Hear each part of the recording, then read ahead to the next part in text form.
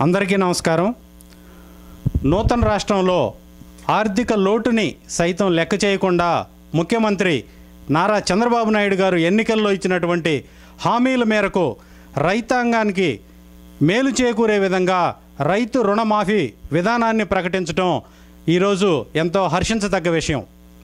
కేవలం చంద్రబాబు నాయుడు గారి చిత్తశుద్ధి కారణంగానే ఈరోజు ఈ విధానం సాధ్యమైందని చెప్పేసి ఈ సందర్భంగా నేను తెలియజేస్తా ఉన్నాను. రైతు రుణమాఫీతో చంద్రబాబు నాయుడుపై విశ్వసనీయత మరింత పెరిగిందని చెప్పేసి ఈ సందర్భంగా నేను తెలియజేస్తా ఉన్నాను.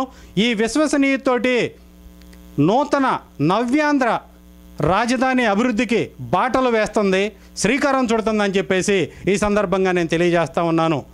రుణమాఫీ తొలి జాబితాలోనే దాదాపుగా 23 లక్షల మంది రైతు కుటుంబాలకి మేలు చేకూరుస్తూ ఉంది.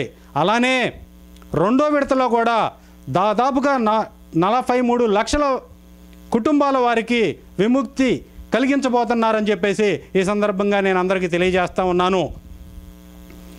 ఎన్నికల హామీలో లేకుండా కూడా ఉద్యానవన పంటలకైతే ఏంటి, మిగిలిన వాటన్నిటి కూడా ఎకరాకి 10,000 చొప్పున ఎత్తివేయడం అనేది చంద్రబాబు నాయుడు గారికి ఒక్కరికే చెందిందని చెప్పేసి ఈ సందర్భంగా నేను తెలియజేస్తా ఉన్నాను.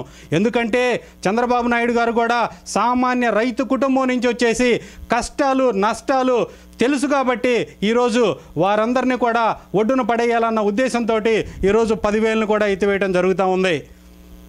సీఎం ఇచ్చిన గొప్ప అవకాశాన్ని రైతులందరూ కూడా ఉపయోగించుకొని వారి యొక్క ప్రూఫ్లన్నీ బ్యాంకుకు తీసుకెళ్ళేసి ఈ డాక్యుమెంట్లు ఏవైతే ఉన్నాయో వాటన్నిటిని కూడా సబ్మిట్ చేసేసి ఈ అవకాశాన్ని సద్వినియోగం చేసుకోవాలని చెప్పేసి నేను తెలియజేస్తూ ఉన్నాను.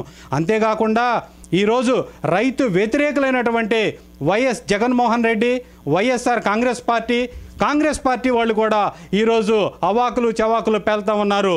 వారు ఈరోజు ధర్నాలు చేస్తున్నారంటే రైతులకి నోటి దగ్గర కూడును తీసేస్తున్నారని చెప్పేసి ఈ సందర్భంగా నేను తెలియజేస్తూ ఉన్నాను. కాబట్టి అలాంటి వారిని మీరు నమ్మవద్దు. రైతు నాయకుడైనటువంటి చంద్రబాబు నాయుడు గారు, రైతు పక్షపాత అయినటువంటి చంద్రబాబు నాయుడు గారు ప్రవేశపెట్టినటువంటి ఈరోజు ఈ విధానాన్ని మీరందరూ కూడా సద్వినియోగం చేసుకోవాలని చెప్పేసి సందర్భంగా నేను తెలియజేస్తూ ఉన్నాను. Thank you. ముందుగా చంద్రబాబు నాయుడు గారికి మా ఎన్ఆర్ఐల తరపున కృతజ్ఞతలు తెలియజేసుకుంటున్నాము. తను ఎన్నికల్లో ఇచ్చిన వాగ్దానానికి అనుగుణంగా మొదటి విడత రైతు రుణమాఫీ చేయడంతో మా ఎన్ఆర్ఐలు ఎంతో ఆనందంగా ఉంది. ప్రస్తుతం ఆంధ్రప్రదేశ్లో ఎన్నో సమస్యలు ఉన్నప్పటికీ చంద్రబాబు నాయుడు చేసిన ఎన్నికల మాటకు కట్టుబడి మొదటి విడత రుణమాఫీ చేయడం అనేది ఎంతో సంతోషకరంగా ఉంది.